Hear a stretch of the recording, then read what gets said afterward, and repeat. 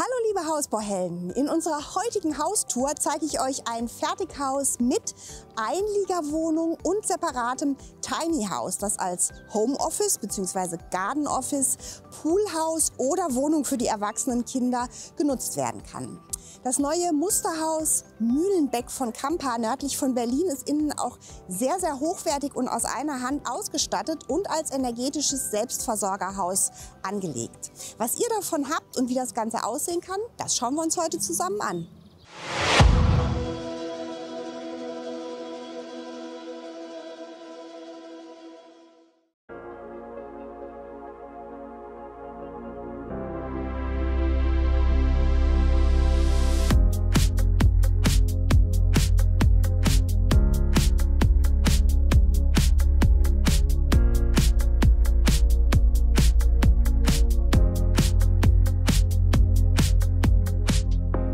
Wir haben hier ein Gebäudeensemble. Wie gesagt, es gibt ein Haupthaus und ein Tiny House, das wir uns nachher genau angucken. Und der Hauptbaukörper hinter mir ist ein relativ stark aufgegliederter Baukörper, wo das Obergeschoss auch rundrum zurückspringt. Grundsätzlich haben wir hier wirklich viel Fläche. Das Erdgeschoss ist sehr groß. Da ist nochmal eine 40 Quadratmeter große Einliegerwohnung drin. Insgesamt haben wir hier eine Netto-Raumfläche von über 220 Quadratmetern plus 36,5 Quadratmeter im Tiny House. Das ist also wirklich ein großes Ensemble und das Haupthaus hat Abmessungen von 14,40 Meter mal 16,70 Meter.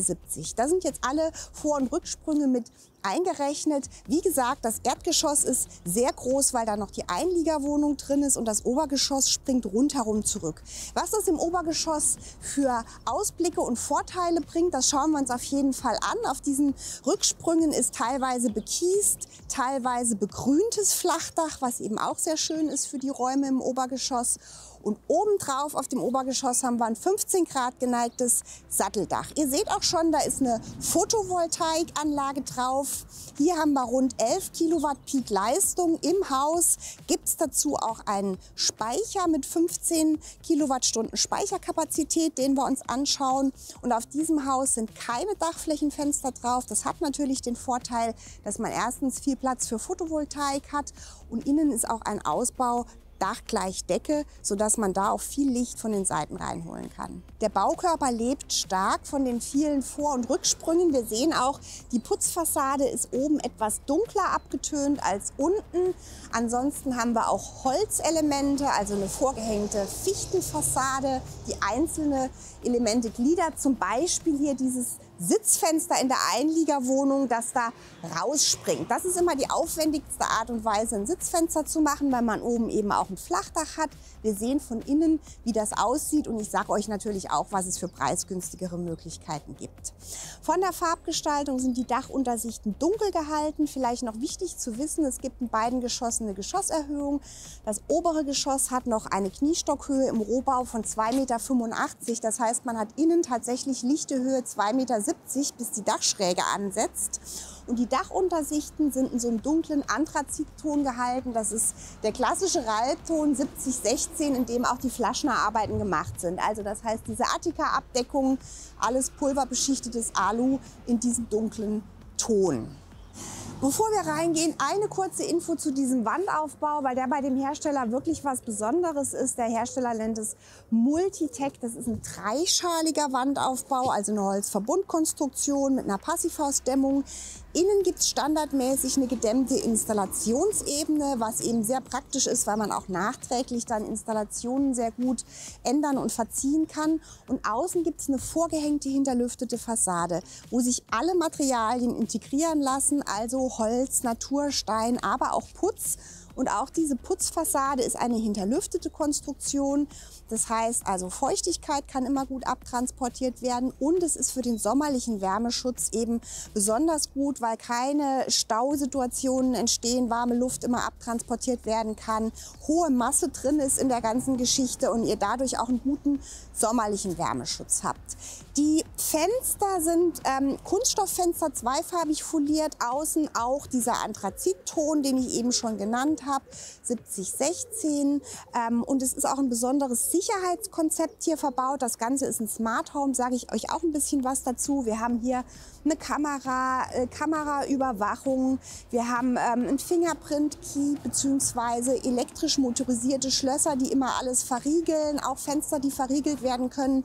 Das heißt, auch das ganze Sicherheitssystem, das eingebunden werden kann in die Smart Home Geschichte, ist hier ganz, ganz wichtig. Und jetzt schauen wir uns mal an, wie es innen aussieht.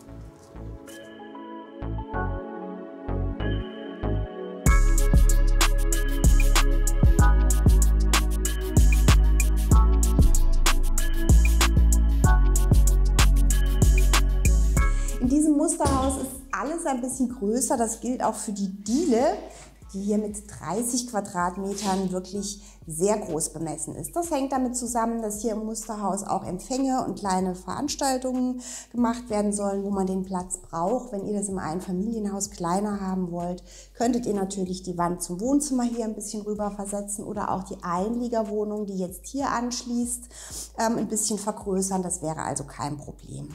Wichtig ist, hier ist auch die Raumhöhe, also die Geschosshöhe erhöht. Wir haben noch eine lichte Höhe von 2,69 Meter, also fast 2,70 Meter. Auch die Türen sind dann erhöht. Die Innentüren sind dann hier 2,35 Meter hoch. Die Haustür hinter mir hat auch eine Sonderbreite von 1,20 Meter, was ich sehr schön finde. Und es ist auch schön, solche Details, wenn dann diese Höhenlinien von den Türen hier einfach auf einer Ebene laufen. Ihr habt jetzt eben hinter mir vielleicht schon das Motorschloss verriegeln gehört. Dann habt ihr natürlich auch überall an den Türen und wenn ihr die Fensterläden motorisiert haben wollt, diese Stromanschlüsse, da müsst ihr natürlich auch dran denken. Und was hier natürlich auch sofort auffällt, ist der Fußboden. Also ich bin diesmal echt drauf reingefallen. Ich habe gedacht, es ist Parkett. Es ist tatsächlich ein Vinylboden in Eiche-Landhausdiele. Es gibt nachher eine Stelle, wo tatsächlich das Ganze in echtes Parkett übergeht und man sieht praktisch keinen Unterschied. Dieser Boden ist praktisch unkaputtbar und total pflegeleicht. Deshalb wird er auch in Musterhäuser reingelegt, wo die Leute ständig mit ihren Schuhen rein und raus laufen. Und wenn man das so hat, kann man natürlich diese Holzoptik wirklich bis an die Haustür ranziehen, ohne dass da was passiert. Ganz schön finde ich von der Ausstattung auch, dass man jetzt hier wieder so ein bisschen wie in den 70er Jahren diese Tapeten hat, so in Grastapetenoptik. Hier ist das wohl so eine Vinyl-Glasfaser-Geschichte mit so einem Faden da drin, was dem Ganzen auch einen sehr wohnlichen Charakter gibt. Auch dieser große Spiegel hier mit Stoffbespannung hinterleuchtet, macht das Ganze sehr repräsentativ. Und hier schauen wir jetzt tatsächlich, bevor ich jetzt mit euch in den Hauptwohnbereich gehe, kurz ins Gäste-WC bzw. das Garderobenthema ist mir ja immer ganz wichtig. Hier im Musterhaus ist jetzt tatsächlich keine, aber ihr habt eine Wand, die ist 3,20 lang. Hier würdet ihr einen riesen Garderobenschrank hinkriegen, wo ihr wirklich alles verpackt kriegt. Dann natürlich bitte da hinten in der Ecke keine Steckdosen, weil die baut ihr euch dann zu. Bei der Elektrobemusterung immer drauf achten. Ich lege jetzt meine Jacke hier mal auf diese spektakuläre Treppe mit Sitzgelegenheit, die wir uns natürlich nachher auch noch genauer anschauen. Ist auch was ganz Besonderes. Aber jetzt gucken wir erstmal tatsächlich hier rum in das Gäste-WC. Das hat nämlich auch was ganz Besonderes, beziehungsweise es hat etwas nicht, nämlich ein Fenster. Es ist jetzt mal bewusst ein gefangener Raum ohne Fenster, der nur 3,5 Quadratmeter groß ist. Aufgrund der Lüftungsanlage, die hier drin ist, mit Wärmerückgewinnung und Enthalpietauscher, der für ausgeglichene Luftfeuchtigkeit sorgt, ist hier wirklich immer gute Luft drin. Man könnte hier natürlich ein Fenster machen, man kriegt aber auch einen sehr kuscheligen Raum, wenn man das nicht hat. Sehr schön und auch sehr angesagt. Es sind jetzt hier überall diese Kupfertöne, also das heißt, man hat jetzt hier verschiedene Tapeten. Diese Rückwand aus Eiche, aus profilierter, finde ich auch sehr schön, weil die eben auch nochmal sehr gut Feuchte puffert und sehr wohnlich ist. Dann haben wir hier überall italienische Armaturen drin. Ich habe euch ja schon gesagt, die Ausstattung hier wurde wirklich geklotzt. Das ist also alles nicht Standard. Kupfer-Hochglanz. Wir sehen das oben auch nochmal matt. Hier sieht man natürlich alle Flecken drauf. Aber es ist trotzdem ganz schön. Die Rückwand ist dann gestaltet mit einem dunklen WC, mit einer eingelassenen LED-Leiste und auch nochmal Stauraum für Toilettenpapier. Und da lasse ich euch jetzt gleich mal reingucken.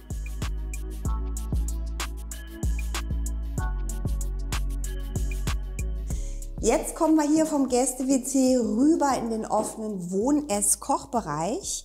Hier haben wir jetzt für Wohnen und Essen 40 Quadratmeter. Die offene Küche hat nochmal 12,5, also insgesamt etwa 52 Quadratmeter. Wie gesagt, diese Wand kann man natürlich auch weiter darüber versetzen. Dann hat man eine kleinere Diele, einen größeren Wohnbereich. Der Hersteller baut sowieso ganz individuell, also keine Standardhäuser.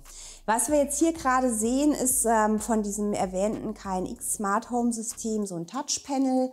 Ihr könnt das Ganze hier steuern. Licht und Beschattung sind komplett automatisch und programmierbar eingebunden, aber auch die ganze Plus-Energietechnik und die Hausgeräte lassen sich einbinden.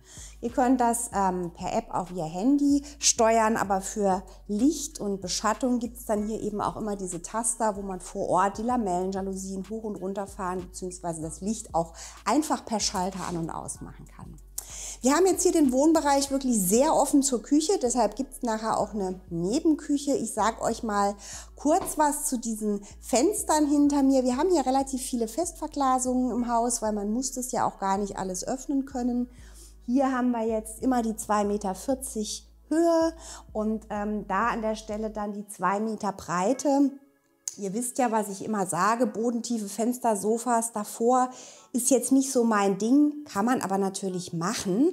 An der Stelle ist jetzt da hier eine große Hebeschiebetür direkt hinterm Sofa. Dazu braucht man, glaube ich, nichts zu sagen. Da könnte man sich tatsächlich auch eine Festverglasung vorstellen.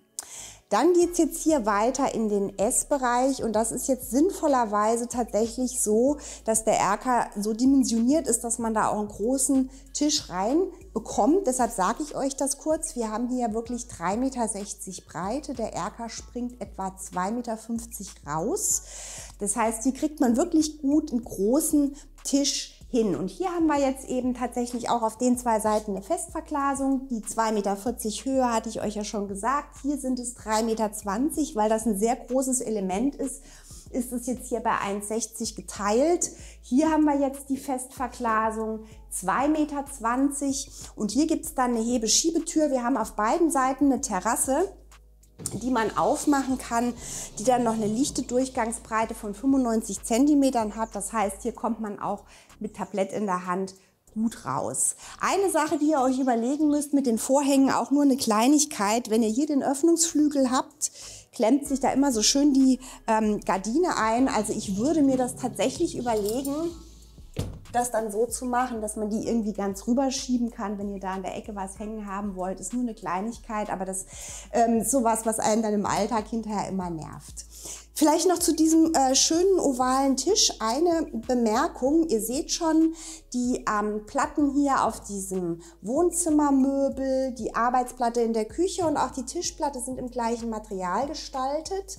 Das schafft natürlich eine Verbindung und ganz wichtig, bei diesem Hersteller könnt ihr die Möbel, die Leuchten und ganz viele Ausstattungsgegenstände auch mit bemustern beim Haushersteller. Das heißt, ihr bekommt es eben im Zweifelsfall auch so, wie ihr es hier seht. Und wenn wir uns jetzt die Küche anschauen, auch hier mit drin im Hauspreis ein Küchengutschein, normalerweise im Wert von 14.500 €. Klar, diese Musterhausküche hat auf jeden Fall mehr gekostet, aber ihr könnt euch das überlegen, ob ihr das eben mit bemustern wollt, ob ihr das nutzen wollt oder ob ihr es rausnehmen wollt.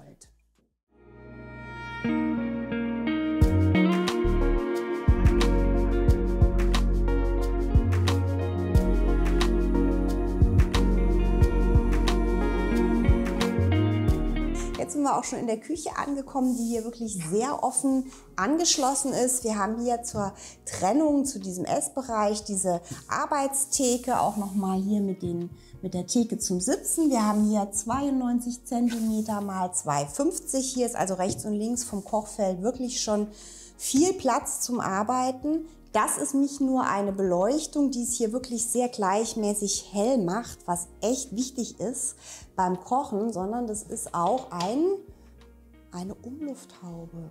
Die ist wirklich sehr leise. Ich weiß gar nicht, ob ihr es hört. Das heißt also, man kann hier auch direkt absaugen. Man hat dann hier keine Absaugung nach unten.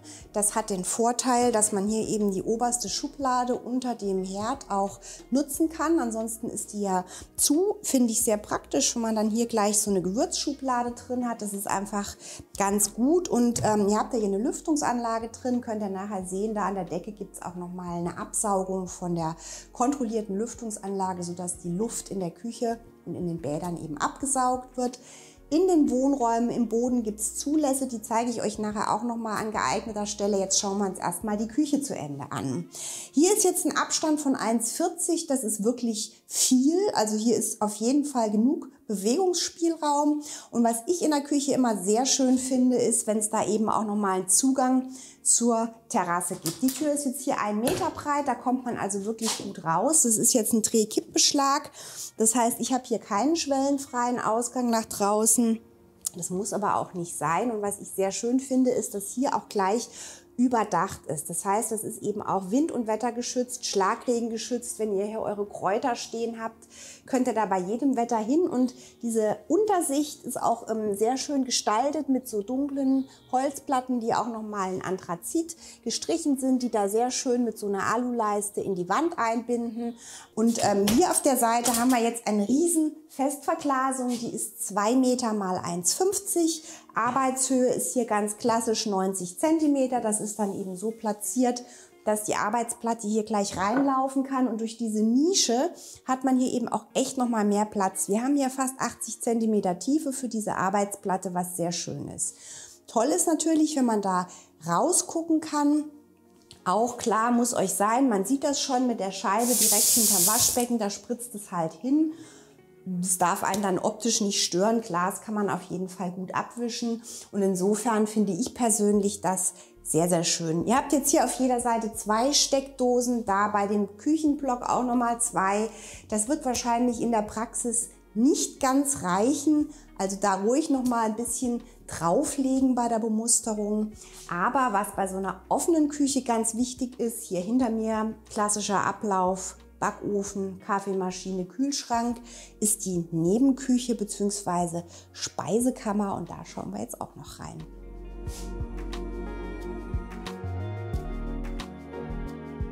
Die Speisekammer oder Nebenküche hat jetzt 4,6 Quadratmeter und eine platzsparende Schiebetür.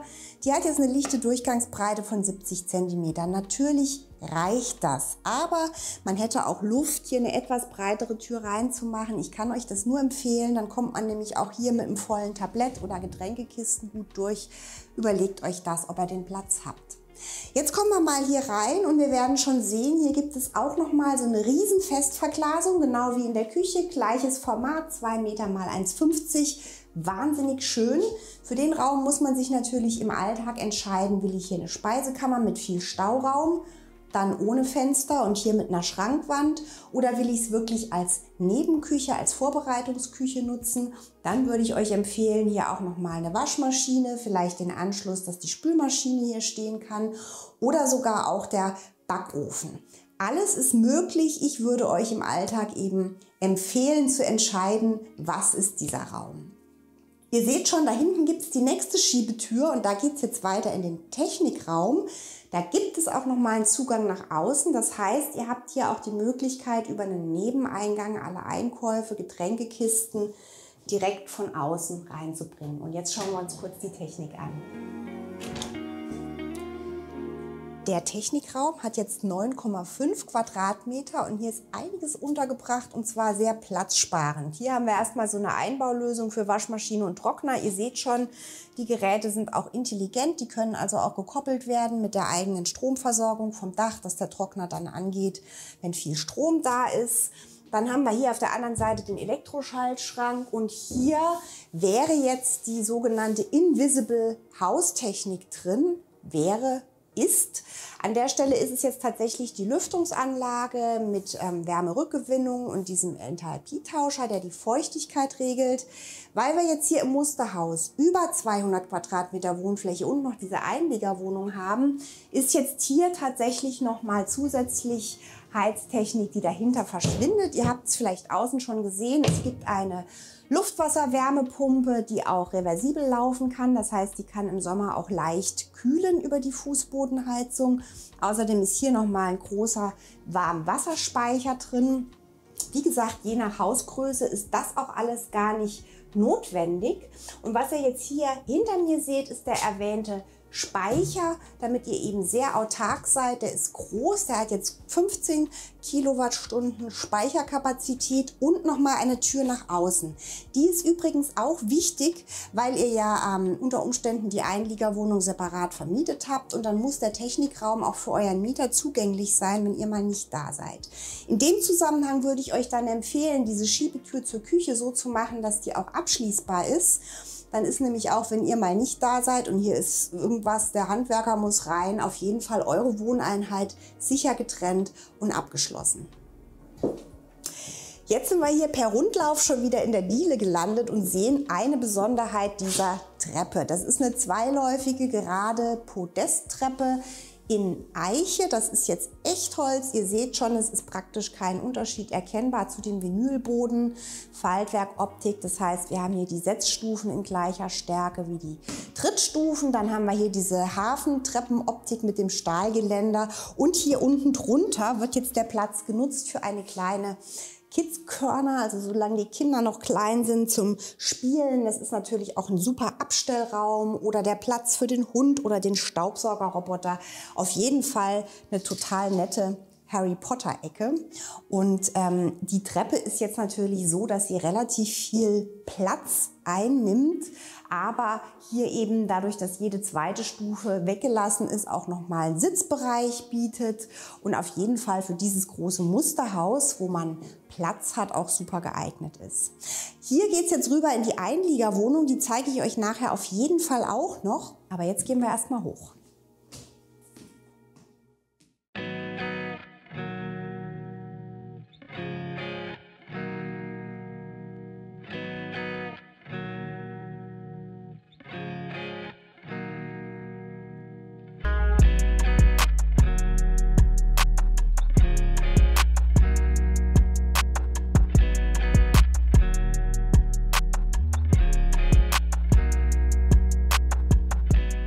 Wenn wir jetzt hier hochkommen, das ist übrigens eine Holztreppe, also auch das Anthrazitgestrichene ist hier Holz mit einem Eichegeländer und diesem eingespannten Glas, was natürlich sehr schön, auch nicht ganz billig ist und auch nicht Standard, aber natürlich hier oben diesen lichten Raum total unterstreicht. Die Galerie hat jetzt eine Fläche von 10,5 Quadratmetern, was ich wirklich schön finde. Wir haben hier einen Studioausbau, also Ausbau Dach gleich Decke oder Firsthoch offen, wie ihr das auch immer nennen wollt. Und wir haben hier bis unter die Firstfette etwa 3,60 Meter Raumhöhe. Man kommt also nicht in so einen engen Flur, sondern ist hier wirklich in Licht gebadet. Wir haben hier zwei Festverglasungen, einmal hier 1,70 x 1,90 und dann nochmal dieses etwas schmalere Fenster, 1,70 x 96. Da kann man jetzt mal die günstige Sitzfenstervariante sehen. Man hat einfach eine Festverglasung und davor eine Bank oder eine Einbaulösung, wo man auch schön sitzen kann. Und dadurch, dass ja jetzt hier komplett das Obergeschoss rundherum zurückspringt, kann man diese Festverglasung auch von außen putzen. Das ist ja immer eure erste Frage, weil man da eben überall außen drumherum laufen kann, um solche Reinigungsarbeiten vorzunehmen. Hier auf der Seite sind jetzt zwei Kinderzimmer und ein Kinderbad und da schauen wir jetzt als erstes rein.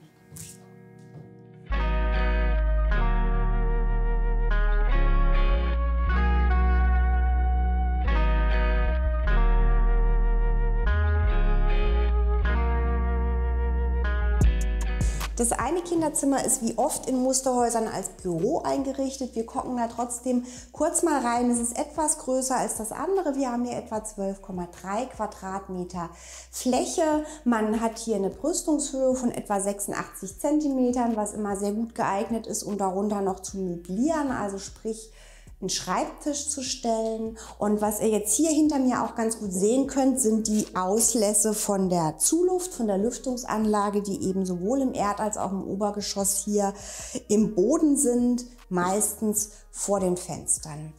Jetzt schauen wir gleich mal weiter ins zweite Kinderzimmer. Dabei kommen wir hier vorbei an der Tür zum Kinderbad, wo wir auch gleich reingucken. Und ihr seht schon, hier oben gibt es auch nochmal so ein Touchpanel zum Bedienen des Smart Home Systems. Aber auch hier natürlich überall die Taster, auch mit Bewegungsmelder fürs Licht und so weiter, dass ihr das auch mal gesehen habt. Hier haben wir jetzt das zweite Kinderzimmer mit einer Fläche von etwa 11,5 Quadratmetern. Das ist nicht wahnsinnig groß, aber ihr hättet natürlich die Möglichkeit, diesen Rücksprung im Obergeschoss entweder nicht zu machen oder nicht an allen Stellen, denn das ist ja auch bautechnisch aufwendig. Ihr habt dann überall rundherum diese Flachdachanschlüsse. Dann hättet ihr hier mehr Fläche, aber durch die Raumhöhe, die hier wirklich sehr groß ist, also wir haben hier immer noch eine Kniestockhöhe, lichte Höhe von 2,70 Meter und auf der anderen Seite durch diesen Ausbau Dach gleich Decke von bis zu 3,50 Meter bekommt er hier eben auch noch eine kleine Ebene rein mit einem Hochbett. Das heißt, man bräuchte das nicht und dann hat man auch, wenn man das Zimmer in der Höhe gut nutzen kann, eigentlich nicht so viel Fläche, die man braucht. Was ich euch auch noch kurz zeigen will, ihr seht ja schon, auch hier oben sind jetzt diese steuerbaren Lamellenjalousien, die eben sehr gut geeignet sind. Man kann sie runterfahren, dann wird die Sonne rausgehalten, aber man guckt eben trotzdem noch raus. Und das sind jetzt hier aber schon so spezielle Z-Lamellen. Ihr seht das schon, wenn die zumachen, die machen wirklich sehr, sehr dunkel. Da müsstet ihr drauf achten, wenn ihr dunkel schlafen wollt, weil nicht alle Lamellenjalousien komplett so gut verdunkeln können, wie das hier der Fall ist.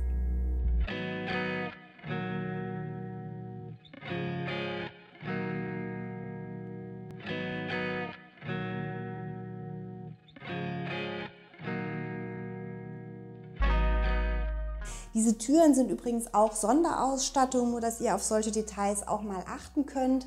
Erstens sind die auch erhöht auf 2,35 Meter. Zweitens sind die so stumpf einschlagend mit verdeckten Bändern. Auch das ist was Besonderes.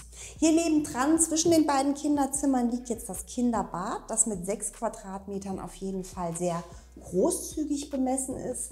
Und wenn man hier reinkommt, sieht man schon, Tageslicht gibt es jetzt hier nur durch das Fenster in der Dusche. Das hat Vor- und Nachteile. Also erstens kann man natürlich sagen, hier wo das WC ist, hat man jetzt absolute Privatsphäre. Zu dunkel ist es hier auch nicht, wenn man ein gutes Lichtkonzept hat, wie hier mit diesen LED-Leisten, ist es hier auch wirklich hell genug. Und die Dusche ist eben übrigens hier auch immer im Standard so eine bodengleiche geflieste Dusche. Hier ist die jetzt 1,60 mal 1,20, also auf jeden Fall groß genug.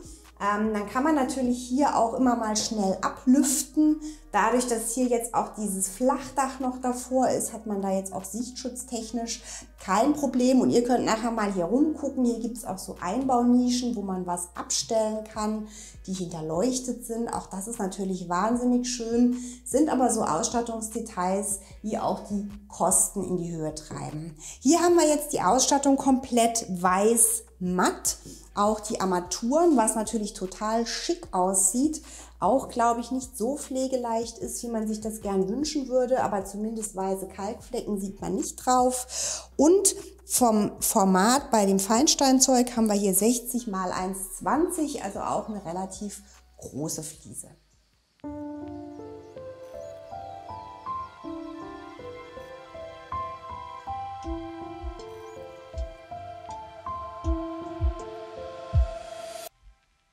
Direkt gegenüber vom Kinderbad geht es jetzt in den Elternbereich mit integrierter Ankleide und eigenem Bad en suite. Das ist die große Überraschung, wenn man hier reinkommt. Dieses Schlafzimmer ist mit 19,6 Quadratmetern wirklich sehr groß bemessen. Da ist die Ankleide schon integriert. Und absolutes Highlight ist hier neben der Raumhöhe von bis zu 3,60 Meter natürlich diese riesen Panoramaverglasung. Das Ganze ist hier extra mit einer niedrigen Brüstung gemacht. Die ist jetzt 50 cm hoch, damit man vom Bett liegend hier auch rausschauen kann. Hier haben wir wieder die etwa 1,70, 1,75 Höhe, Breite 3,45 Meter. Das Ganze ist eine Festverglasung, die eben auch einmal in der Mitte geteilt ist. Das Flachdach hier davor wird noch begrünt, also bepflanzt, und dann schaut man also wirklich vom Bett über das begrünte Flachdach bestenfalls in die unverbaubare Natur. Hier war ursprünglich geplant, die Ankleide mit so einer halbhohen Wand abzutrennen. Eine Unsitte, wie ich finde, weil diese Wand steht nur im Weg rum und bringt einem nichts. Diese Lösung ist eigentlich viel schlauer. Da hat man einfach jetzt nach Maß so eine hohe Schiebetür einbauen lassen. Die ist 2,80 Meter hoch. Das ist natürlich eine Sonderanfertigung. Und dann dahinter entsprechend flexibel eine Schrankwand. Da kriegt man also wirklich eine ganze Menge unter. Und eigentlich ist es viel schlauer, als hier nochmal was abzutrennen. Besonderes Highlight bei diesem Schlafzimmer ist natürlich auch, dass wir hier einen kleinen Balkon haben. Da schauen wir jetzt auch noch mal hin. Es gibt hier diese große Hebeschiebetür und da einen überdachten Balkon, der natürlich wirklich noch mal einen Raumcharakter hat. Der ist noch mal etwa 8,5 Quadratmeter groß. Auch hier übrigens schön die Dachuntersicht wieder mit Holz verkleidet, Anthrazitgrau gestrichen. Ihr habt hier umlaufend die Attika und das Glasgeländer und hier wirklich noch mal einen Raum, den ihr abends wunderbar für euch nutzen könnt. Und nebenan geht's in das exklusive Elternbad, das jetzt mit 10,5 Quadratmetern auch nicht besonders riesig ist, aber Platz für alles bietet. Hier habt ihr jetzt wirklich nur die 70 Zentimeter Platz. Auch da würde vielleicht noch ein kleines Stück mehr passen, aber bei den Schiebetüren müsst ihr eben immer gucken, dass ihr auch noch genug Platz in der Wand habt, wo diese Tür verschwindet. Ansonsten ist es natürlich sinnvoll, hier eine Schiebetür zu haben, wobei man auch eine Tür haben könnte, die hier rein aufschlägt, dann könnte man sie auch etwas breiter machen.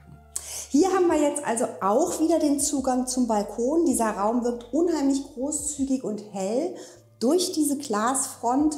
Dann kann man hier natürlich auch die freistehende Wanne haben, weil da guckt einem jetzt sowieso niemand rein. Die ist relativ schmal und klein. Wenn ihr jetzt lieber eine große Wanne wollt, macht ihr hier eben ein Fenster mit Brüstung und habt dann hier auf jeden Fall auch genug Platz für eine große Wanne. Ganz besonders exklusiv sind hier die Fliesen und Armaturen. Das sind alles italienische Hersteller. Ich wollte nicht glauben, dass es auf dem Boden kein Naturstein ist. Das ist wirklich ein dermaßen hochglanzpoliertes Feinsteinzeug. Es sieht aus wie ein Naturstein, 1,20 x 60, also auch ein recht großes Format. Und ganz besonders natürlich auch hier diese auffallende florale Fliese an dieser T-Wand. Hier haben wir jetzt vorne eine Breite von 1,70, dahinter eine lichte Breite noch von etwa 88 cm für Dusche und WC. Da schauen wir gleich rein. Hier sind jetzt diese matt gebürsteten, bronzefarbenen Armaturen. Unterputz, auch in der Dusche Unterputz. Das sieht natürlich total schick aus. Wenn dann halt mal was dran ist und ihr habt da so eine besondere Fliese davor, ist natürlich nicht so günstig, aber schick aussehen tut's auf jeden Fall. Hier rum haben wir jetzt die geflieste Dusche, auch da an der Rückwand nochmal diese besonderen Fliesen. Und ich sage immer, also 88 cm, gerne auch ein bisschen mehr Luft. Auf dem Boden haben wir jetzt die Mosaikfliesen, die sind sehr schick und natürlich auch rutschhemmend, ist in der Dusche auf jeden Fall sinnvoll. Klar ist, ihr habt einen relativ hohen Fugenanteil, es ist nicht so wahnsinnig reinigungsfreundlich. Was aber schön ist, ihr habt hier schon wieder so eine hinterleuchtete Nische für Duschzeug, auch den riesen Regenduschkopf. Auch hier an der Rückwand nochmal diese sehr expressive Fliese und die Unterputzarmatur. Bevor wir jetzt auf die andere Seite des Klo angucken, hier nochmal ein Wort. Hier im Haus sind Eiche-Fensterbänke drin. Das ist nicht Standard, sieht natürlich sehr schön aus. So wahnsinnig praktisch ist es nicht. Wenn man da mal einen Blumentopf oder ein Öl draufstehen hat, gibt es Flecken. Also die Steinfensterbänke sind natürlich praktischer. Hier haben wir jetzt das WC und was ich da sehr schön finde, es gibt da so eine Einbaulösung, wo also auch Toilettenpapier und alles drin verschwindet. Und hier oben, ganz in der Ecke, haben wir dann auch nochmal die Abluft von der Lüftungsanlage, sodass Gerüche hier auch schnell abgesaugt werden.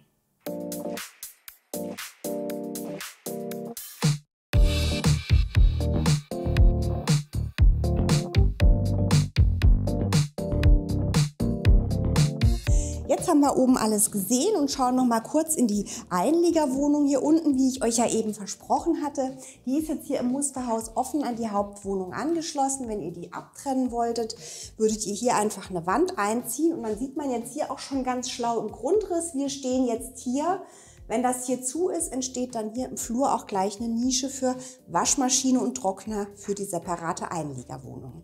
Ansonsten ist der Flur jetzt hier 2 Quadratmeter groß und hier direkt schließt das Studio an mit 19 Quadratmetern, wo jetzt Wohnen, Essen, Kochen stattfindet. Ihr seht schon, hier gibt es jetzt nochmal die separate Tür nach außen. Hier ist jetzt kein Windfang angebracht. Es gibt aber hier so einen geschützten Eingangsbereich mit einem Winkel und einem Vordach, sodass das Ganze schon wind- und regengeschützt ist. Man könnte sich natürlich auch vorstellen, hier nochmal eine kleine Windfanglösung abzutrennen. Auch hier hört ihr schon das Motorschloss. Sicherheit wird also groß geschrieben. Und jetzt schauen wir uns kurz diesen Raum an. Hier ist die Küchenzeile drin. Wie gesagt, kann auch mitbemustert werden beim Hersteller. Sehr schön finde ich diese Lichtleiste da oben, die eben teilweise hier wirklich das helle Arbeitslicht schafft. Und dann hier aber mit so verschiebbaren Pendelleuchten ausgestattet werden kann, sodass man da wirklich Platz hat. Hinter mir absolutes Highlight ist jetzt dieses Sitzfenster, was wir von außen gesehen haben, was also wirklich nach außen rauskragt.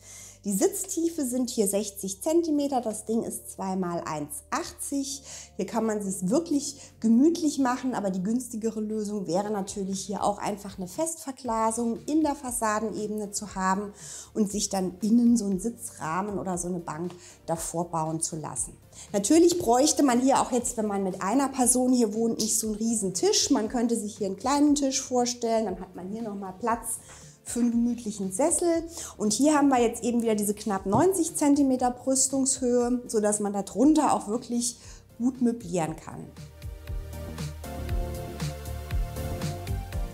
Hier um die Ecke liegt jetzt das Bad der Einliegerwohnung, das 4,5 Quadratmeter groß ist. Was hier als erstes auffällt, wir haben hier eine andere Raumhöhe. Hier ist die lichte Höhe jetzt noch 2,36 Meter.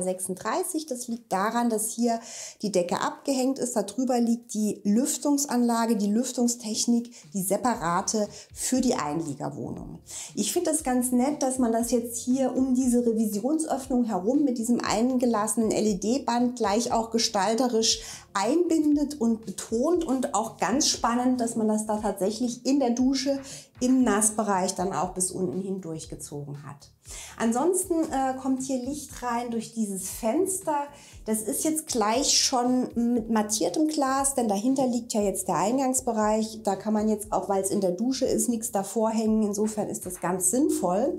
Und diese Dusche ist eben gleich schon bodeneben und ist mit 90 x 1,50, das ist nämlich hier die Raumbreite, wirklich auch sehr gut benutzbar. Natürlich sind auch hier die Fliesen wieder ganz besonders. Das ist wieder diese hochglanzpolierte Fliese, die wirklich ganz echt nach Marmoroptik aussieht. Hier hinten mit diesen floralen Motiven. Auf dem Boden ein dunkles Grau. Wir haben auch wieder 60 x 1,20 und ich finde diesen warmen Rot- und Ockerton hier an der Wand als Kontrast sehr schön, weil es einfach die Wärme und die Wohnlichkeit hier reinbringt. Und jetzt schauen wir direkt um die Ecke im Anschluss. Da gibt es nämlich auch noch ein separates Schlafzimmer mit Ankleideschrank und das sind etwa 13,5 Quadratmeter. Wenn wir jetzt hier reingehen, möchte ich euch bitten, einmal auf diesen Übergang zu gucken. Erstens finde ich überall diese Leisten sehr schön, diese Metallleisten. Das ist einfach total schick. Und hier haben wir jetzt den Übergang von dem Vinylboden Eiche Landhausdiele zu einem echten Parkett Eiche Landhausdiele. Und mir wäre es wirklich nicht aufgefallen, dass es unterschiedliche Materialien sind. Also das heißt hier pflegeleicht und hier im Schlafzimmer total wohnlich, das gebürstete, geölte Parkett. Ansonsten hat man jetzt hier schon eine Wandnische vorgesehen. Dahinter ist ja der Technikraum, ihr erinnert euch, wo man eben auch einen großen Schiebetürschrank unterbringt, sodass hier wirklich auch Platz ist. Denn ansonsten hat man hier keinen Platz für einen Schrank mit Türen. Und ansonsten reichen diese 13,5 Quadratmeter zum Schlafen locker aus. Jetzt schauen wir uns noch kurz das Tiny House an, das hier im Garten steht. Wie am Anfang erwähnt, die Wohnfläche sind etwa 36,5 Quadratmeter. Von den Außenmaßen haben wir jetzt hier an der schmalen Seite 4,47 Meter, beziehungsweise wenn man diesen Vorsprung und den Eingangserker noch dazu rechnet, sind es 6,10 Meter. Von der Länge sind es 9,26 Meter. Dann haben wir hier ein sehr aufwendiges Dach drauf. Das ist ein 10 Grad geneigtes Walmdach. Und es gibt hier tatsächlich noch mal so eine Schattenfuge, die zurückspringt. Die Dachuntersichten verputzt, auch in diesem grauen Ton Anthrazit-Rall 7016, wo das Ganze dann so ein bisschen durch dieses Dunkle einen schwebenden Charakter kriegt. Wie gesagt, das ist jetzt von der Außengestaltung hier sehr, sehr aufwendig. Das Ganze gibt es natürlich auch ein bisschen einfacher und innen auch anders aufgeteilt. Denn so wie das Ganze jetzt hier steht, kostet es über 200.000 €. Aber das muss man ja vielleicht auch nicht so aufwendig gestalten. Hier gibt es jetzt natürlich noch mal schön diesen Terrassenbereich, der auch überdacht ist, auch beleuchtet ist, sodass man hier eben auch wirklich noch mal schön draußen sitzen kann. Und wie das jetzt hier in dem Fall als Garden Office innen aussieht, das schauen wir uns jetzt auch noch zusammen an. Hier im Musterhaus ist das Tiny House jetzt wie gesagt als Garden Office bzw. Seminarraum in Benutzung, deshalb sehr offen geplant. Das ließe sich auch anders machen. Hier im Eingangsbereich ist jetzt gleich eine kleine Küche untergebracht. Das sind etwa 7 Quadratmeter hier und die verschwindet also hier hinter dieser Wand. Das könnte man natürlich, wenn man es jetzt als Ferienhaus nutzt, auch anders machen. Da hat man also hier alles drin, Kaffeemaschine, Waschbecken, Kühlschrank, was man eben in so einer kleinen Küche braucht. Und hier um die Ecke, da wäre natürlich dann auch noch Platz für ein größeres Bad. Hier ist jetzt nur ein WC drin, das etwa 2,5 Quadratmeter groß ist. Auch wie ich finde, sehr schön gestaltet mit dieser Eiche-Fensterbank, die dann hier gleich in diese breite Ablage rübergezogen ist. Hier ist die Raumhöhe etwas niedriger, weil da drüben eben auch wieder die Lüftungstechnik verschwindet. Und insgesamt in diesem Tiny House ist auch die Raumhöhe erhöht auf 2,70 Meter. Das ist für so ein kleines Haus natürlich auch Luxus in diesem Fall, weil es hier diesen großen Raum gibt, macht es aber Sinn. Wenn ihr das für eine Wohnnutzung anders aufteilen würdet, kann man das sicher auch anders machen. Dann hat man hier nochmal ein kleines Schlafzimmer, eine etwas größere Küchenzeile und einen Essbereich. Hier ist jetzt noch was Besonderes. Die Decke ist abgehängt und ist als Lautsprecher konzipiert, unsichtbar. Das heißt, die Decke wird hier zum Lautsprecher. Man hat hier den ganzen Raum mit einer tollen Soundanlage, ohne dass man das überhaupt sehen kann. Und dieser Bereich, das sind jetzt noch knapp 28 Quadratmeter, die sich, wie gesagt, auch anders aufteilen lassen würden. Sehr schön ist natürlich, dass man hier auch wieder diese riesengroßen Hebeschiebetüren drin hat mit Anschluss an die Terrasse.